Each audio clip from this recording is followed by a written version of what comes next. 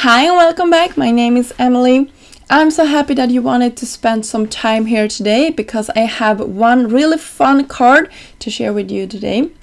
I used a stencil that is called Palm Trees, and that was released in Trinity Stamps' birthday month last year. So the month of June is Trinity Stamps' birthday month, and I wanted to play with this set because I haven't had the time to do it before. So I was really excited to pull this out of my stash and just see what I could come up with. And of course I wanted it to be birthday themed, so you will see in a second here what I did to create that look. This stencil is super fun and versatile because you can actually twist this around and get the palm trees to face each other. So that is what I did, and you will see a couple of mistakes that I did when I created this one. I should have started off with the top of my palm tree here and not the stem. That had made my life so much easier. I also was lazy and didn't want to mask anything off.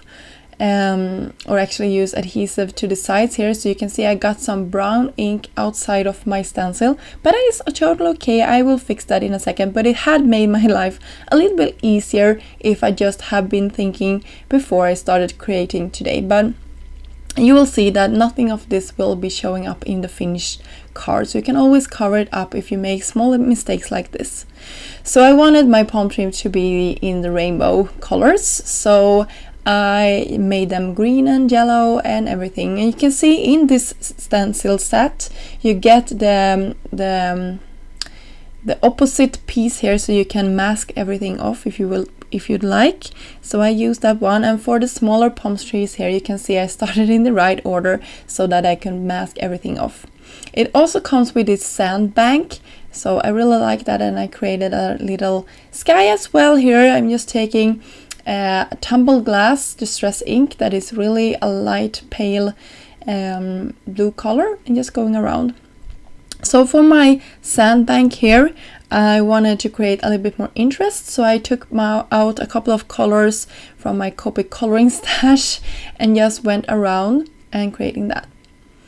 So for my birthday sentiment here, I wanted them to be in gold, of course, because that is a festive color in my mind, and I wanted this to be popped up, so I used a technique where I just cut the same word die out of some black foam sheets here, and that created the perfect little shadow as well. And you can see the black, you can see it showing through the sides. And at this point I thought I would use the whole sentiment, happy birthday, but this one is a little bit of a larger one. It would fit perfectly on a slimline panel, but since I wasn't creating a slimline, or I was creating a standard A2 size card front, I thought it looked a little bit too large for my small panel here to have them both, so I decided to go with just happy.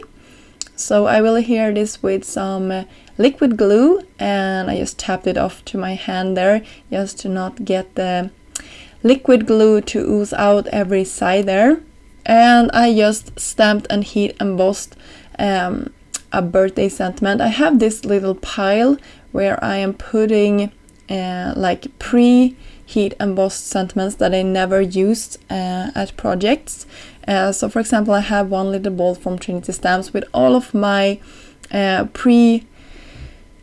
pre-heat embossed black and white sentiments, because that is something I reach for a lot.